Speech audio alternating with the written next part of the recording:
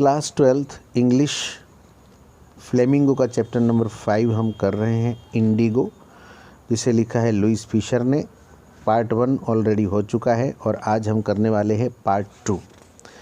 तो पार्ट 1 में क्या होता है, तो चंपारण से राजकुमार शुक्ला नाम के एक फार्मर है, एक पीजेंट है, वो महात्मा गांधी के पास आते हैं और उनको वहाँ ले जाते हैं। और अपने जो फार्मर्स जितने भी हैं वो शेयर क्रॉपर्स हैं, छोटे छोटे जो फार्मर्स हैं, और उनकी जो प्रॉब्लम है वो महात्मा गांधी को बताते हैं। और महात्मा गांधी उनके लिए वहाँ ब्रिटिश गवर्नमेंट के सामने और लैंडलॉर्ड्स के सामने वो लड़ते हैं, कोर्ट में लड़ते हैं। तो वो बात अभी तक की हमने देखी है।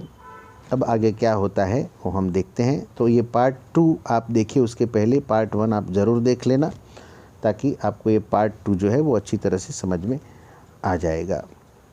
तो हमने देखा था कि जो गवर्नमेंट है वो काफ़ी कंफ्यूज हो गई है और कोर्ट में महात्मा गांधी को लाया गया है, जैसे एक गुनहगार को ले जाया जाता है। और वहाँ पर बहुत सारे लोग भी इकट्ठा हो गए थे। तो आगे हम देखते हैं। Gandhi protested against the delay. Mahatma Gandhi को इस विषय में डिले हो वो बिल्कुल ही पसंद नहीं है, वो डिले बिल्कुल नहीं करना चाहते हैं। और इसलिए वो क्या करते हैं, he read a statement pleading guilty.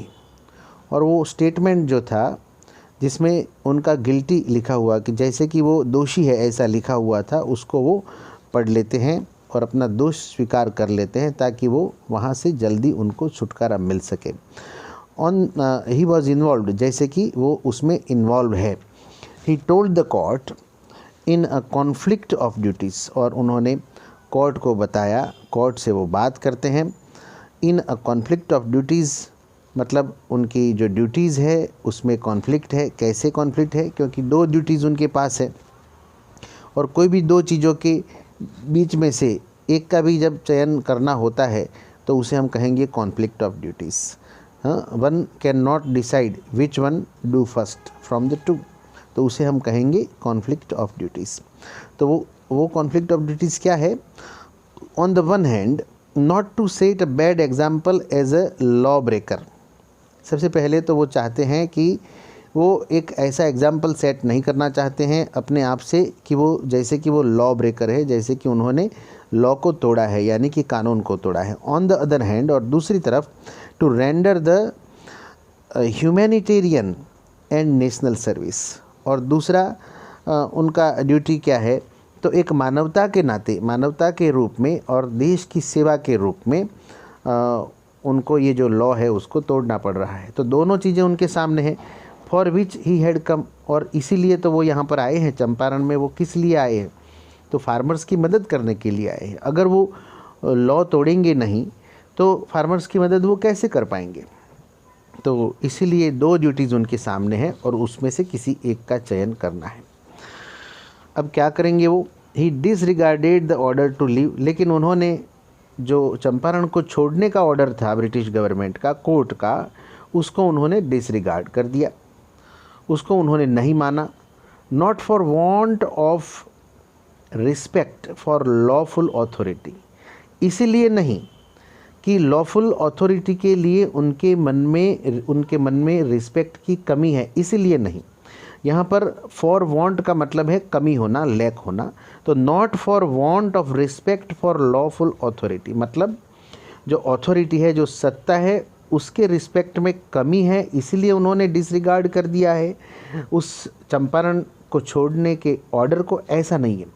But in obedience to the higher law of our being the voice of conscience. लेकिन अपनी जो अंतरात्मा होती है, अंतरात्मा की जो आवाज़ होती है, उसको सुनना भी उतना ही ज़रूरी होता है, क्योंकि ऐसा कहा जाता है कि अंतरात्मा जो है वो हमेशा सच बोलती है।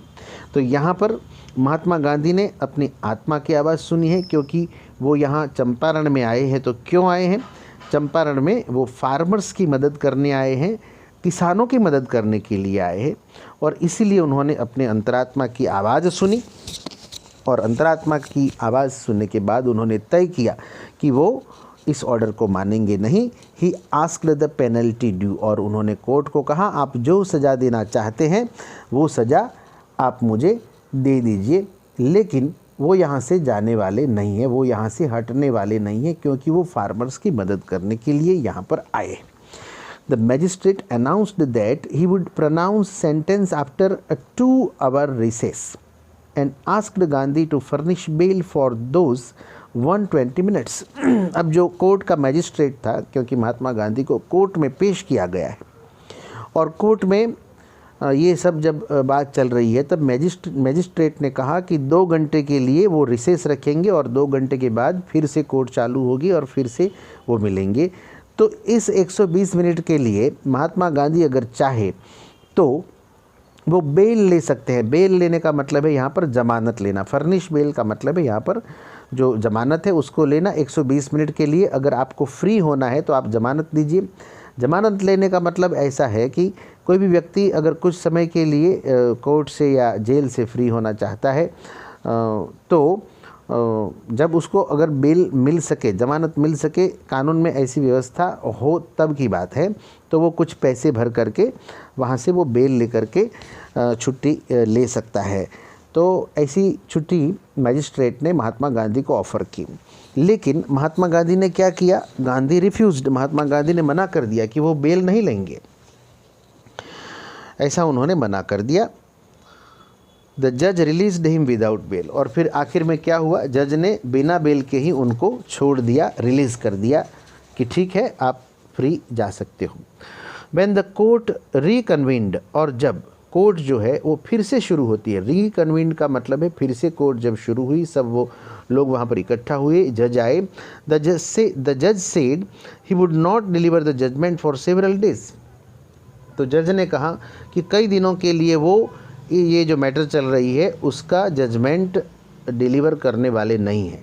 Meanwhile he allowed Gandhi to remain at liberty. और इस समय के दौरान कोर्ट ने यानी कि जज ने महात्मा गांधी को फ्री रहने के लिए अलाउ कर दिया, यानी कि आप फ्री रह सकते हैं तब तक, जितने दिन तक इस बात का जजमेंट नहीं आ जाता है, जो केस मुकदमा उन पर चला है उस मुकदमे का जजमेंट जब तक नहीं आ जाता है आपको फ्री छोड़ दिया जाता है। ऐसा कह करके महात्मा गांधी को छोड़ दिया गया।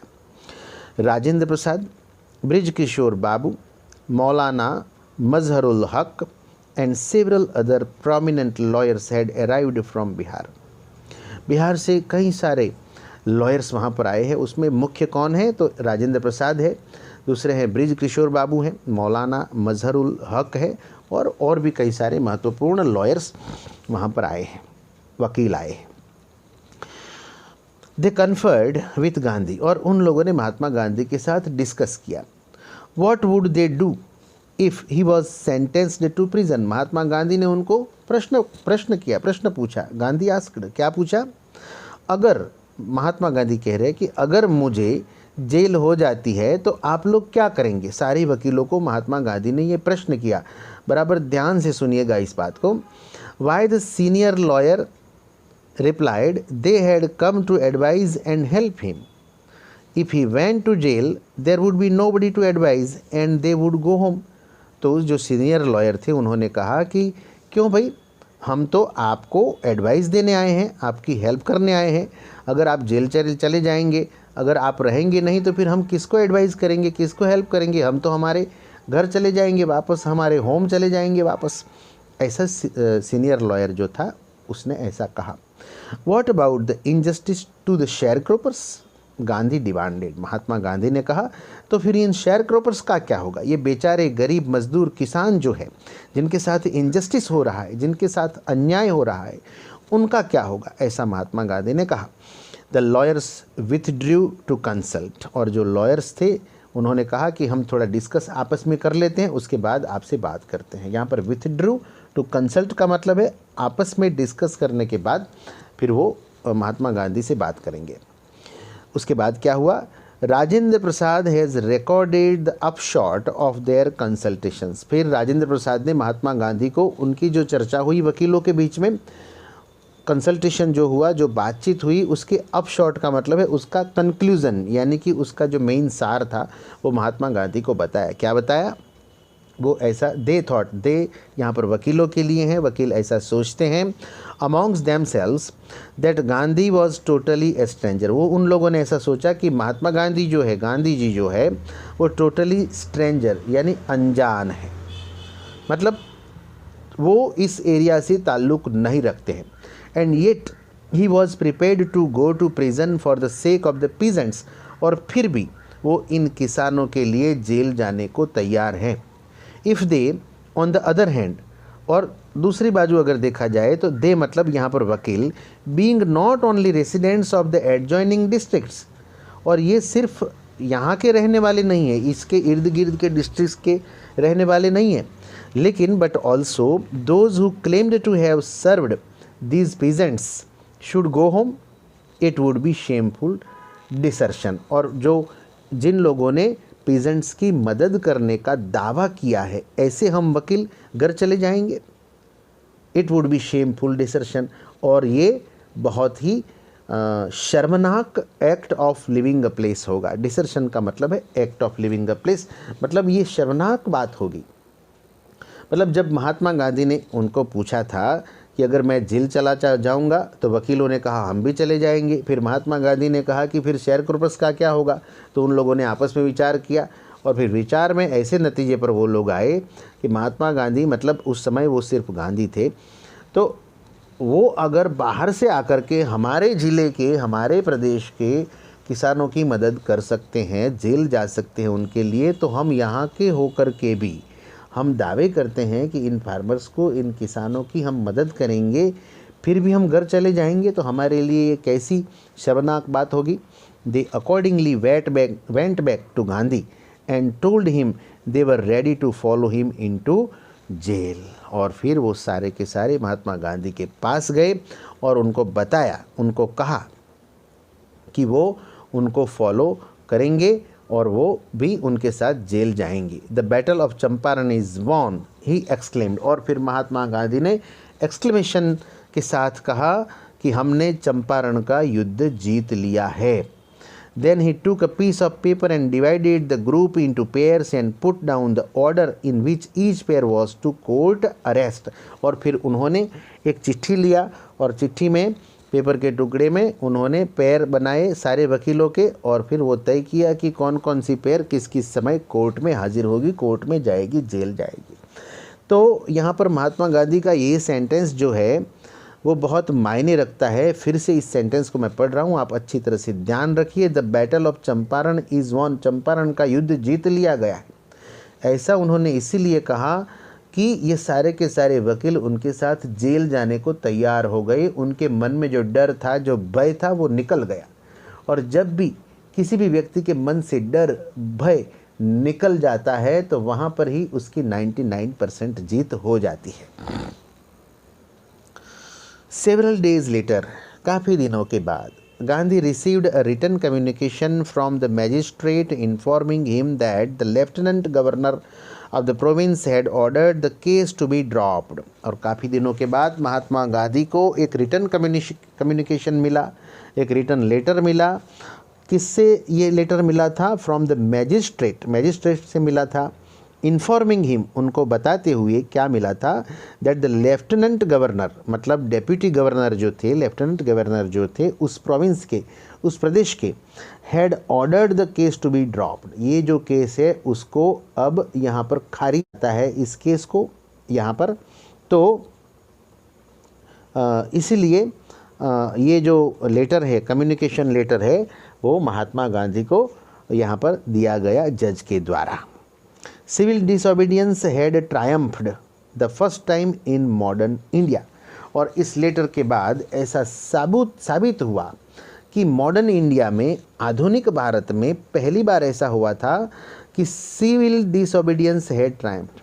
सिविल डिसोबीडियंस का मतलब है peaceful form of political protest, मतलब किसी भी चीज़ का शांतिपूर्ण तरीके से विरोध करना। तो ऐसा महात्मा गांधी ने यहाँ पर किया और ये जो केस था उसको खारिज कर दिया गया और पहली जीत उनको यहाँ पर मिली। ट्रायम्फ का मतलब है जीत मिलना। Gandhi and the lawyers now proceeded to conduct a far-flung inquiry into the grievances of the farmers. अब महात्मा गांधी और जो दूसरे लॉयर थे उन सब लोगों ने एक प्रोसीजर शुरू की, और वो प्रोसीजर ये थी कि बहुत ही गहराई से वो इंक्वायरी करेंगे into the grievances of the farmers. Farmers के जो दुख हैं, उनकी जो फरियाद है, कंप्लेंट्स है, तकलीफ़ें हैं, उनकी गहराई से वो तपास करेंगे, इंक्वायरी करेंगे और उसके आगे फिर प्रोसीजर करेंगे। Depositions by about 10,000 peasants were written down, और फॉर्मल स्टेटमेंट्स लिखे गए 10,000 किसानों के द्वारा, and notes made on other evidences, और दूसरे एविडेंसेस लिए गए, नोट्स बनाई गई। डॉक्यूमेंट्स वर कलेक्टेड, बहुत सारे डॉक्यूमेंट्स कलेक्ट कर लिए गए। The whole area throbbed with the activity of the investigators, और जो पूरा एरिया था वो थ्रोब्ड का मतलब है यहाँ पर vibrated with the activity of investigators, मतलब पूछताछ होना, जांच होना, ये सारी चीज़ें आपस में होने लगी। And the vehement protest of the landlords, और एक बाजू इंटेंस प्रोटेस्ट हो रहा था लैंडलॉर्ड्स का, मतलब बहुत ही भारी रूप में प्रोटेस्ट हो रहा था। In June Gandhi was summoned to Sir Edward Gait, और फिर जून महीने में महात्मा गांधी को सर एडवर्ड गेट के पास बुलाया गया। द लेफ्टिनेंट गवर्नर, की जो लेफ्टिनेंट गवर्नर थे, before he went he met leading associates, कि जब वो वहाँ पर जाते उसके पहले वो जो लीडिंग एसोसिएट्स थे उनको वो मिले, and again led detailed plans for civil disobedience if he should not return, और फिर उन्होंने बहुत ही डिटेल प्लान बना करके उन सारे उनके वकील मित्रों को, जितने भी उनके एसोसिएशन में साथ में थे, काम कर रहे थे, उन सभी लोगों को उन्होंने प्लान बना के दिया कि वो वहाँ जा रहे हैं लेफ्टिनेंट गवर्नर को मिलने के लिए, लेकिन अगर वो वापस नहीं आते हैं, उनको वहाँ धर लिया जाता है या जेल में डाल दिया जाता है, तो आगे क्या करना है, क्या सिविल डिसोबीडियंस करना है, वो सारी बातें उन्होंने प्लान के ज़रिए उनको बताई। Gandhi had 4 protracted interviews with the lieutenant governor, who as a result appointed an official commission of inquiry into the indigo sharecroppers situation। अब महात्मा गांधी वहाँ पर उनको मिले और काफ़ी लंबे समय तक had 4 protracted interviews। 4 protracted, 4 मतलब 4, protracted मतलब लॉन्ग, यानी लंबे लंबे 4 इंटरव्यूज़ लेफ्टिनेंट गवर्नर के साथ उनके हुए, और एज ए रिज़ल्ट, परिणाम स्वरूप, उसका परिणाम क्या आया, उनकी बातचीत का परिणाम ये आया कि जो लेफ्टिनेंट गवर्नर थे उन्होंने अपॉइंट किया, क्या अपॉइंट किया, an official commission of inquiry into the indigo share cropper situation. Indigo share croppers की सिचुएशन के ऊपर उन्होंने इंक्वायरी कमीशन बिठाया, यानी जांच समिति का गठन किया। And the commission consisted of landlords, और कमीशन किन किन व्यक्तियों का बना हुआ था, तो उसमें लैंडलॉर्ड्स थे, गवर्नमेंट ऑफिसर्स थे, गवर्नमेंट ऑफिशियल्स थे, and Mahatma Gandhi as the sole representative of the peasants, और जो महात्मा गांधी थे वो उन फार्मर्स के इकलौते रिप्रेजेंटेटिव थे, यानी प्रतिनिधि थे। मतलब कि यहाँ पर महात्मा गांधी का लेफ्टिनेंट को मिलने का, लेफ्टिनेंट गवर्नर के साथ बातचीत का, लंबी लंबी बहुत 4 मुलाकातों के बाद, 4 इंटरव्यूज़ के बाद ये नतीजा निकला, ये परिणाम आया कि लेफ्टिनेंट गवर्नर जो है उन्होंने एक कमीशन, एक जांच समिति की गठन किया, और उस जांच समिति में लैंडलॉर्ड्स थे, गवर्नमेंट ऑफिसर्स थे, और महात्मा गांधी इकलौते फार्मर्स, किसानों के रिप्रेजेंटेटिव, प्रतिनिधि थे। Gandhi remained in Champaran for an initial uninterrupted period of 7 months, और महात्मा गांधी चंपारण में कितने महीनों के लिए रहे, 7 महीनों के लिए रहे। And then again for several shorter visits, और उसके बाद और भी कई सारी विजिट्स उन्होंने वहाँ पर की। The visit undertaken casually on the entreaty of an unlettered peasant in the expectation that it would last a few days occupied almost a year of Gandhi's life। महात्मा गांधी को ऐसा था कि जो इलिटरेट पीजेंट जो बेचारा राजकुमार शुक्ला जो उनको लेने के लिए आया था, तो महात्मा गांधी को था कि भाई उसकी रिक्वेस्ट पर मैं वहाँ जाऊँगा तो कुछ दिनों में उनका प्रॉब्लम जो है वो सॉल्व करके मैं वापस चला आऊँगा। लेकिन वहाँ पर ऐसा हुआ नहीं। 1 साल उनके जीवन का करीब करीब 1 साल उनके जीवन में का जो है वो चंपारण में गुजरा। The official inquiry assembled a crushing mountain of evidence against the big planters, and when they saw this they agreed in principle to make refunds to the peasants, but how much must we pay, they asked Gandhi। अब क्या हुआ कि जो inquiry commission बिठाया गया था, उस inquiry commission ने पूरी जांच की और जांच करने के बाद तो बहुत सारे ऐसे एविडेंसेस, ऐसे प्रूफ मिले, ऐसे सबूत मिले कि भाई लैंडलॉर्ड्स के द्वारा इन शेयर क्रॉपर्स को जो है वो एक्सप्लॉइट किया जा रहा है, उनका शोषण हो रहा है। और इस बात को, ये बात जो है वो साबित हो गई, वहाँ पर प्रूफ हो गई। तो ये तय हुआ कि भाई उनके पास से जो पैसे इन बड़े बड़े लैंडलॉर्ड्स ने ऐंठ लिए हैं पीजेंट्स के पास से, वो उनको वापस मिलने चाहिए। तो उन लोगों ने, कमीशन ने महात्मा गांधी को पूछा, क्योंकि महात्मा गांधी अकेले रिप्रेजेंटेटिव थे उन फार्मर्स के, तो महात्मा गांधी से उन लोगों ने पूछा कि but how much must we pay, कि हमें उनको वापस कितना देना चाहिए, मतलब कितना हमें उनको वापस पैसा रिफंड करना चाहिए। They thought he would demand repayment in full of the money which they had illegally and deceitfully extorted from the sharecroppers. उन्होंने सोचा कि महात्मा गांधी जो मुआवजा है वो वापस मांगेंगे, और वो पूरा मांगेंगे कि जो उन लोगों ने गलत तरीके से, गैर कायदे से और चीटिंग करके उन शेयर क्रॉपर्स से हथिया लिया था, ऐंठ लिया था। ही आस्क्ड ओनली 50%, लेकिन महात्मा गांधी ने सिर्फ 50% ही मांगा। There he seemed adamant, writes Reverend J.Z. Hodge. J.Z. Hodge जो है वो लिखते हैं कि उन्होंने उनकी जो मांग थी वो ऐसा लग रहा था कि वो 50% से बिल्कुल ही कम नहीं लेंगे। A British missionary in Champaran who observed the entire episode eight close range, कि जो एक ब्रिटिश मिशनरी थे, मिशनरी का मतलब है जो क्रिश्चियन धर्म का प्रचार करने वाले होते हैं, तो ऐसे व्यक्ति ने ये लिखा है जिनका नाम है रेवरेंड J.Z. हॉज, और जिन्होंने ये जो पूरा एपिसोड है, जो पूरी घटना है, उसको बहुत ही करीब से देखा था। Thinking probably that he would not give way, the representative of the planters offered to refund to extent of 25%, और उन लोगों ने ऐसा सोचते हुए कि ये मानेंगे नहीं, उन्होंने 25% उनको ऑफ़र किया। And to his amazement mister Gandhi took him at his word, और जैसे ही उन्होंने 25% का ऑफ़र किया, महात्मा गांधी ने उन सब के आश्चर्य के बीच में उस बात को स्वीकार कर लिया। दस ब्रेकिंग द डेड लॉक, और इस प्रकार से इस डेड लॉक को तोड़ दिया, मतलब ये जो प्रॉब्लम था वो उधर सॉल्व हो गया।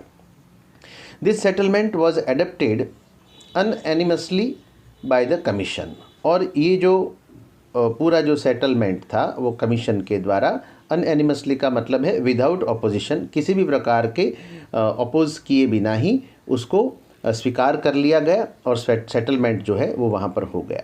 Gandhi explained that the amount of the refund was less important than the fact that the landlords had been obliged to surrender part of the money and with it part of their prestige। महात्मा गांधी ने इस बात को सब कुछ समझाया कि यहाँ पर आपको जो मनी वापस मिल रहा है, मतलब 100% की बजाय सिर्फ 25% ही मिल रहा है, लेकिन इसका इतना महत्व नहीं है, इसका इतना इम्पोर्टेंस यहाँ पर इसलिए नहीं है क्योंकि उन्होंने पहले तो ये बात को स्वीकार कर लिया कि उन्होंने चीटिंग से आपसे पैसे लिए हैं, और दूसरी बात कि उनकी जो प्रेस्टीज है, उनका जो आत्मसम्मान है, वो यहाँ पर उन्होंने जो है उसको गवा दिया है, खो दिया है, मतलब उन लोगों को हमने झुकाया है। तो ये एक बहुत बड़ी जीत थी उन लोगों को, यहाँ पर उनके जो ये एजिटेशन था उसके सामने सरेंडर करना पड़ा, और सरेंडर करके उनको ये बात माननी पड़ी, सरकार को भी ये बात माननी पड़ी कि भाई शेयर क्रॉपर्स है वो राइट है। तो ये एक बहुत बड़ी जीत थी यहाँ पर।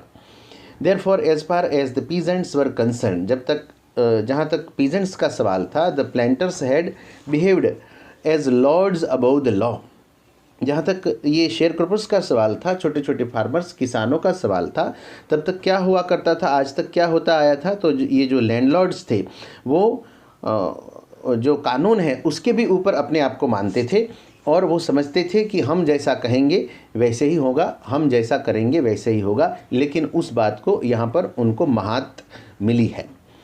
Now the peasants saw that he had rights and defenders. अब यहाँ पर पीजेंट्स को इस बात का ज्ञान हुआ है कि उनके भी कुछ अधिकार है और उनके साथ रहने वाले कुछ ऐसे लोग हैं जो उनको डिफेंड कर सकते हैं, उनकी मदद कर सकते हैं। तो इस बात का ज्ञान यहाँ पर पीजेंट्स को हुआ, इसीलिए उनकी जो ही लर्नड करेज, उनकी जो करेज है वो यहाँ पर और भी ज़्यादा मजबूत हो जाती है, उनकी हिम्मत बढ़ जाती है कि अगर वो चाहे तो और भी चीज़ों में जहाँ जहाँ अन्याय उनके साथ होता रहता है वहाँ पर वो लड़ सकते हैं। ये बात सारे किसानों के दिमाग में आई, ये महात्मा गांधी के लिए एक बहुत बड़ी जीत थी। इवेंट्स जस्टिफाइड गांधीज पोजीशन, और इन सारी घटनाओं जैसे जैसे घटती जाती है वैसे वैसे महात्मा गांधी की जो पोजीशन है वो भी मजबूत बनती जा रही है। Within a few years the British planters abandoned their estates, और कुछ ही सालों में जो ब्रिटिश प्लांटर्स थे उन्होंने अपनी अपनी जो एस्टेट्स थी, ज़मीनें थी, उनको छोड़ दिया। विच रिवर्टेड टू द पीजेंट्स, की जो पीजेंट्स को, उन फार्मर्स को वापस मिल गई। इंडिगो शेयर क्रॉपिंग डिसअपियर्ड, और इंडिगो का ये जो शेयर क्रॉपिंग था वो धीरे धीरे क्या हो गया, लुप्त हो गया, अदृश्य हो गया, यानी कि संपूर्ण रूप से खत्म हो गया। तो महात्मा गांधी की ये सबसे बड़ी जीत यहाँ पर जीत के रूप में देखा जाता है इसको। Gandhi never contented himself with large political और इकोनॉमिक सॉल्यूशंस, और महात्मा गांधी है वो अपने आप को बड़े बड़े पॉलिटिकल प्लांटिंग करने में, बड़े बड़े प्लान बनाने में अपने आप को संतुष्ट नहीं मानते थे, बड़े बड़े इकोनॉमिक सॉल्यूशंस लाने में संतुष्ट नहीं मानते थे। He saw the cultural and social backwardness in the Champaran villages, Champaran के जो विलेजेस हैं, गांव हैं, वहाँ जो सामाजिक और जो सांस्कृतिक जो बैकवर्डनेस था उसको उन्होंने देखा। And wanted to do something about it immediately, और उन्होंने चाहा कि तुरंत ही वो इसके लिए कुछ करे ताकि ये जो पिछड़ा जो वर्ग है उसका विकास किया जा सके, उसको आगे लाया जा सके, उसको एजुकेशन दिया जा सके और उसको संस्कारिता दी जा सके। ही अपील्ड फॉर टीचर्स, और उन्होंने टीचर्स के लिए अपील किया, टीचरों को बुलाया और कहा कि आप इनके लिए कुछ करो। जिसमें कौन कौन आए, Mahadev Desai and Narhari Parikh, two young men who had just joined Gandhi as disciples. Mahadev Desai and Narhari Parikh ये दो यंग व्यक्ति थे जिन्होंने महात्मा गांधी के शिष्य के रूप में अपने आप को स्थापित किया था, ज्वाइन किया था। एंड देयर वाइव्स, और उनकी पत्नियां भी उनके साथ जुड़ी। वॉलंटियर्ड फॉर द वर्क, और इस काम को लेने के लिए, वॉलंटियर्ड का मतलब है यहाँ पर अपनी इच्छा से किसी भी मेहताना लिए बिना ही काम करना, सेवा के लिए काम करना, उसको वॉलंटियर यहाँ पर कहेंगे। Several more came from Bombay, और बॉम्बे से भी कई बहुत लोग वहाँ पर आए। Poona and other distant parts of the land, Poona से भी कुछ लोग आए और बहुत दूर दूर से लोग वहाँ पर आए। जैसे महात्मा गांधी ने हाकल की, महात्मा गांधी ने बुलाया तो सारे लोग वहाँ पर आए। देवदास गांधी यंगेस्ट सन, देवदास जो था वो गांधी का छोटा लड़का, अराइव्ड फ्रॉम द आश्रम, वो आश्रम से वहाँ पर आया। And so did Mrs Gandhi, और मिसिस गांधी भी वहाँ पर आई जिनका नाम है कस्तूरबा गांधी। प्राइमरी स्कूल्स वर ओपनड इन 6 विलेजेस, और 6 गांव में प्राइमरी स्कूल ओपन किए गए। कस्तूरबाई टॉट द आश्रम rules on the personal cleanliness and community sanitation, और जो कस्तूरबा है उन्होंने वहाँ पर लोगों को, बच्चों को ये सारी चीज़ें सिखाई। क्या सिखाया, तो क्लीनलीनेस के बारे में उनको सिखाया एंड कम्युनिटी सैनिटेशन के बारे में उनको ज्ञान दिया, सिखाया। हेल्थ कंडीशंस वर मिजरेबल, वहाँ की जो हेल्थ कंडीशंस थी वो बहुत ही पुअर थी, बहुत ही ख़राब थी, बहुत ही दयनीय और दुख भरी थी। Gandhi got a doctor to volunteer his services for 6 months, Mahatma Gandhi ने एक डॉक्टर को हायर किया। हायर करने का मतलब है यहाँ पर उसकी इच्छा से उसको रखा वहाँ पर वॉलंटियर के रूप में, सर्विसेज देने के लिए 6 महीने के लिए। 3 मेडिसिन वर अवेलेबल, और सिर्फ 3 दवाइयाँ उपलब्ध थी। एक था कैस्टर ऑयल, दूसरा था quinine and sulphur ointment. Anybody who showed a coated tongue was given a dose of castor oil. कोई भी व्यक्ति अगर उसकी टंग जो है वो किसी भी चीज़ से कोट हो चुकी है या ऐसा कुछ हुआ है उसको, तो उसको कैस्टर ऑयल दिया जाता था। Anybody with malaria fever received quinine plus castor oil. किसी को मलेरिया हुआ है तो उसको क्विनाइन और ऊपर से कैस्टर ऑयल दिया जाता था। Anybody with skin eruptions received ointment plus castor oil. और जिसको स्किन की प्रॉब्लम्स थी उनको ऑइंटमेंट दिया जाता था और कैस्टर ऑयल दिया जाता था। तो ये दवाइयाँ वहाँ पर मुहैया कराई जाती थी और उनको शारीरिक रूप से मजबूत बनाने की कोशिश की जा रही थी। Gandhi noticed the filthy state of women's clothes. और महात्मा गांधी ने देखा कि वहाँ पर जो वीमेन है, जो स्त्रियाँ हैं, उनके जो कपड़े हैं वो बहुत ही गंदे रहते हैं। He asked Kasturba to talk to them about it. और उन्होंने कस्तूरबा को कहा कि आप उनसे बात करिए और उनको अपने कपड़े जो हैं उनको साफ़ सुथरे रखने को कहिए। वन वुमन टुक कस्तूरबा इनटू हर हट एंड सेड। और एक जो स्त्री थी वो कस्तूरबा को अपने झोंपड़े में लेके गई और उनको कहा, look there is no box और कपबोर्ड हियर फॉर क्लोथ्स। देखिए यहाँ पर कोई बॉक्स नहीं है, कोई कबाड़ नहीं है जिसमें कपड़े रखे जा सके। क्यों ऐसा था? The sari I am wearing is the only one I have. मैंने जो साड़ी पहनी है वो सिर्फ एक ही है, मतलब मेरे पास इस साड़ी के अलावा और कोई कपड़े नहीं हैं। तो वो क्या पहनेंगे? तो रोज़ वो गंदे कपड़े ही हर रोज़ पहनेंगे। ये जो प्लाइट, ये जो सिचुएशन, ये जो कंडीशन यहाँ पर थी वो बहुत ही दयनीय थी।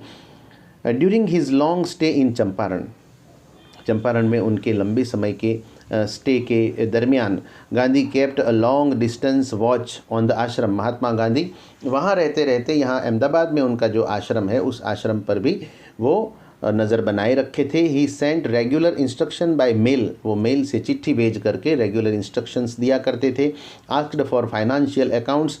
और जो हिसाब किताब है वहाँ का, उस हिसाब किताब को भी वो वहाँ बैठे बैठे देखते थे। Once he wrote to the residents that it was time to fill in the old latrine trenches and dig new ones, otherwise the old ones would begin to smell bad। वहाँ पर रहते रहते उन्होंने चिट्ठी भेजी जो आश्रम में रहते थे, जो संचालन कर रहे थे उनकी गैर हाजिरी में, उन लोगों को कि जो लेट्रिन का जो पुराना गड्ढा है वो अब भर गया होगा और उसको वापस उसको पूर दिया जाए और उसके बाद एक नया गड्ढा खोद दिया जाए ताकि बैड स्मेल से बचा जा सके और जो हाइजीन है उसको बरकरार रखा जा सके। तो यहाँ पर कहने का तात्पर्य ये है कि महात्मा गांधी जो है वो छोटी छोटी बातों को ज़्यादा इम्पोर्टेंस दे करके एक बड़ी नया आयाम एक खड़ा कर देते थे। The Champaran episode was a turning point in Gandhi's life. Mahatma Gandhi के जीवन में चंपारण की ये जो घटना है वो एक टर्निंग पॉइंट के रूप में थी।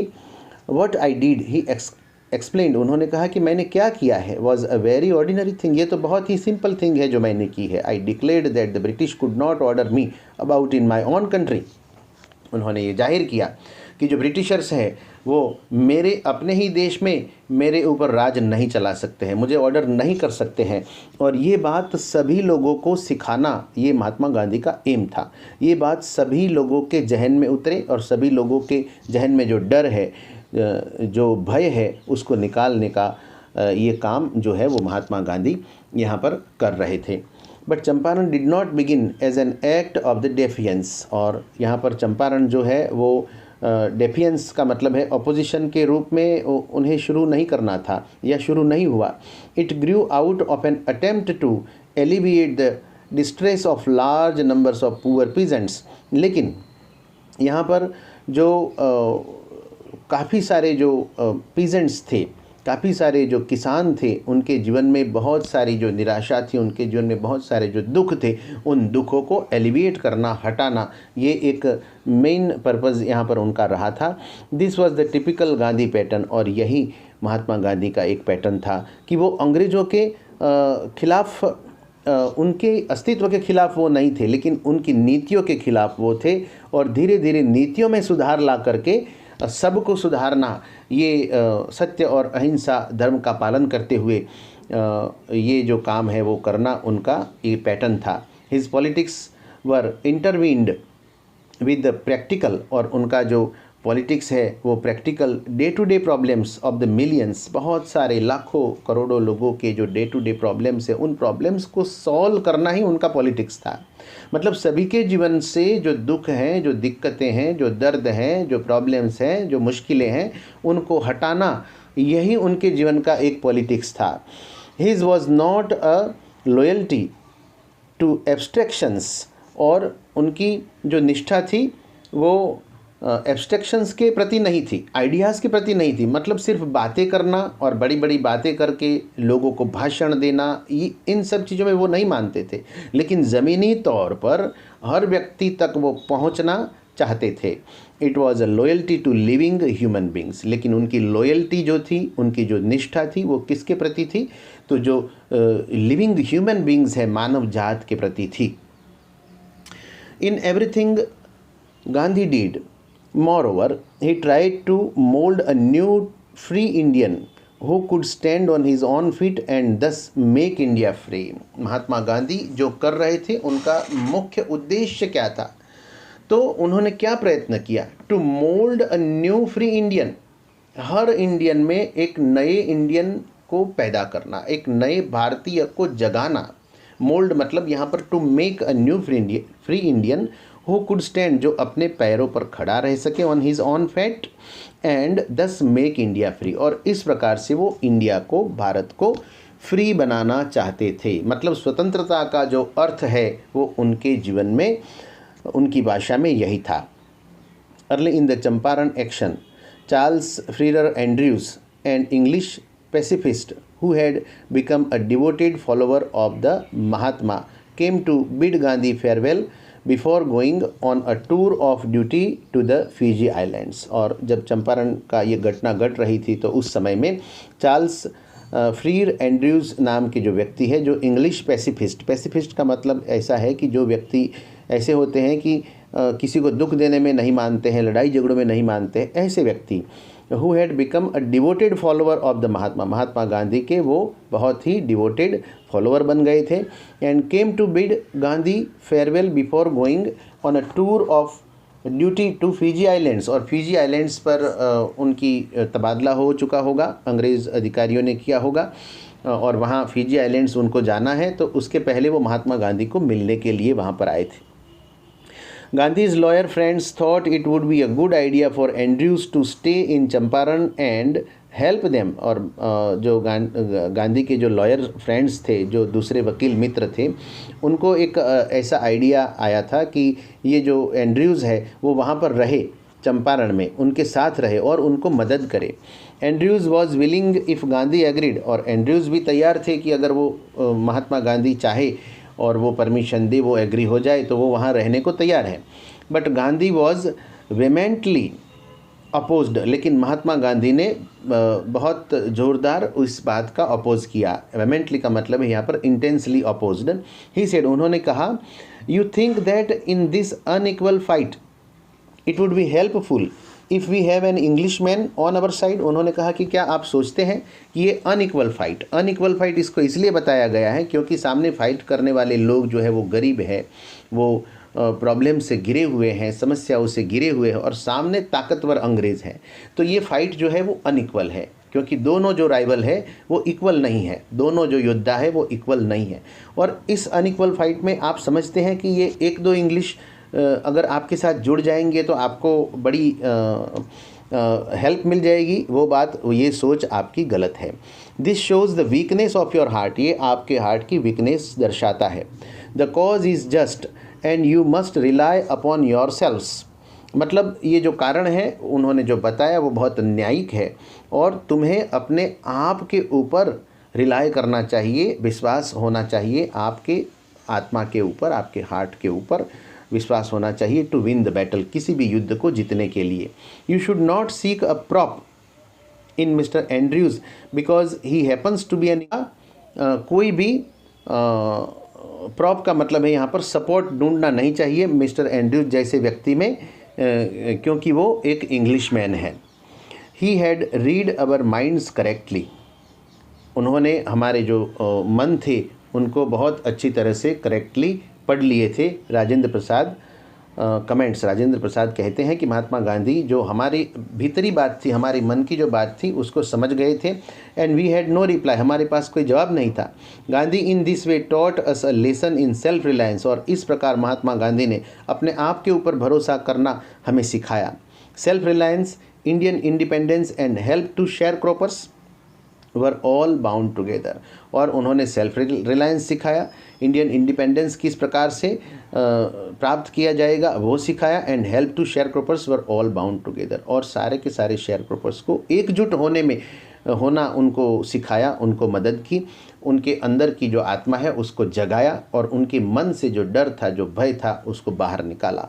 तो महात्मा गांधी के इस लेसन के माध्यम से हमें बहुत कुछ सीखने को मिलता है कि महात्मा गांधी जो है वो किस प्रकार से छोटी छोटी बातों के ऊपर ध्यान दे करके एक मानवता की दृष्टि से आगे बढ़ना चाहते हैं। वो हाथ में तलवार लेकर से किसी से लड़ना नहीं चाहते हैं, लेकिन एक नीति को सामने रखते हुए, वैल्यूज़ को सामने रखते हुए वो लड़ करके आज़ादी लेना चाहते हैं। तो ये बहुत ही बढ़िया लेसन, मैं आशा करता हूँ कि आप लोगों को बहुत ही अच्छी तरह से समझ में आ चुका होगा। Thank you very much.